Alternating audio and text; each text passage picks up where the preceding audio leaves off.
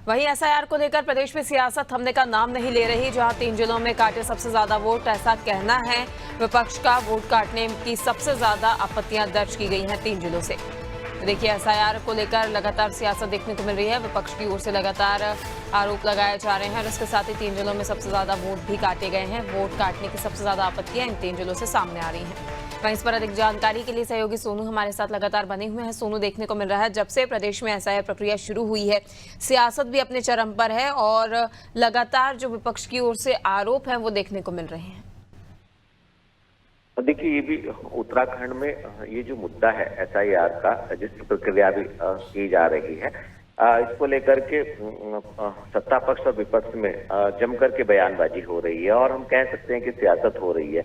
चूंकि जो निर्वाचन आयोग है उसके स्तर से इस प्रक्रिया को आगे बढ़ाया जा रहा है और कहीं से कोई भी शिकायतें आ रही हैं तो उनका तत्काल समाधान करने की कोशिश की जा रही है। सत्ता पक्ष का जहां तक सवाल है पल्ले भी, सत्ता पक्ष का साफ तौर पर यह मानना है कि पहले भी एसआईआर हुई है और ये जो मतदाताओं की सूची है इसका एक शुद्धिकरण किया जा रहा है। उदाहरण स्वरूप जिन लोगों की मृत्यु हो जाती है, जिन युवाओं का विवाह हो जाता है या जिन लोगों के एक स्थान से दूसरे स्थान पर जो एड्रेस है वो परिवर्तित हो जाता है, तो इस तरह से इसका पुनर्निरीक्षण किया जाता है और उसमें जो पात्र मतदाता है उनका नाम जोड़ा जाता है। जबकि विपक्ष का ये कहना है कि जो मैपिंग होनी चाहिए वो मैपिंग नहीं हो पा रही है और जैसा कि विपक्ष ये सवाल भी खड़े कर रहा है कि उत्तराखंड के जो नैनीताल जनपद है, उधम सिंह नगर है, हरिद्वार जिला है, इनमें सबसे ज्यादा वोट काटे गए हैं।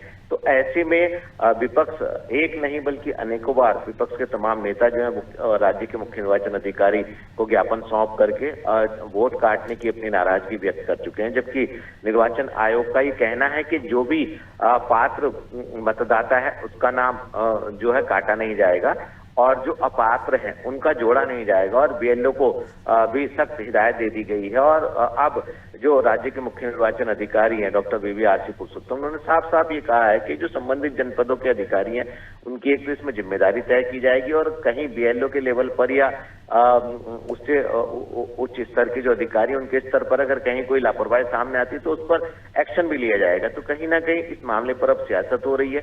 ये देखना होगा पल्लवी कि ये जो एसआईआर की प्रक्रिया को लेकर के पक्ष विपक्ष और अन्य दलों की जो ये बयानबाजी की सियासत हो रही है, आखिर आने वाले समय में ये किस दिशा में आगे बढ़ती नजर आएगी। बिल्कुल देखने वाली बात होगी कि इस पर और कितनी सियासत देखने को मिलती है। सोनू, तमाम जानकारी साझा करने के लिए और जुड़ने के लिए बहुत धन्यवाद।